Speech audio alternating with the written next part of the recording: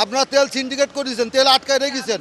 আপনারা 2 লিটার করে তেল দেন, আপনার 5 লিটার, আপনার 1 ট্যাঙ্কি তেল দেবেন কেন? 2 লিটার দেন। আপনারা দেখছেন ক্রাইসিস, আপনি দিবেন কেন ভরি? আপনি ভরি দিচ্ছেন কেন? আপনি বলেন সবাই তেল লাগবে 2 লিটার দেন। প্রত্যেক পাম্পে তেল আছে, কোনো পাম্পে তেল দিচ্ছে না। প্রত্যেক পাম্পে সিন্ডিকেট করে রেখেছে, আটকে রেখেছে তেল। আপনারা চেক করেন, আপনারা খোলেন ট্যাঙ্কি রে, খোলেন না তেল আছে কিনা দেখি, খোলেন ট্যাঙ্কি রে, খুলি দেখেন। আপনারা খোলেন দেখি দেখি, সাংবাদিক বাইরে আছে, প্রশাসন খুলবে। আপনারা এখন যে ট্যাঙ্কি ভরি তেল দিচ্ছেন কেন? লিমিটেড করে দেন, 3 লিটার দেবো, 2 লিটার দেবো, সেটাই নেবো। সমস্যা সৃষ্টি করতেছে পাম্প মালিকরা। কি কারণে? দাম বাড়ানোর জন্য একটা আতঙ্ক পাইছে, সেই কারণে। কিন্তু এদের ট্যাঙ্কিতে তেল রয়েছে, অথচ আমাদের দিবে না।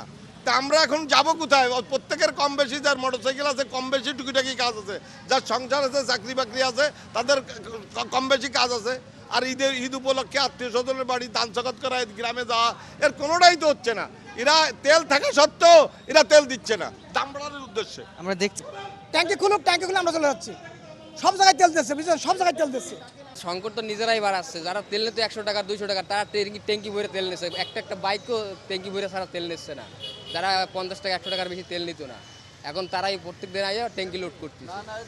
নগদ নিয়ে এলো হার না মানা হার অফার। সর্বনিম্ন 10,000 টাকা রেমিটেন্স নগদে পাঠালে থাকছে স্বর্ণের হার জেতার সুযোগ।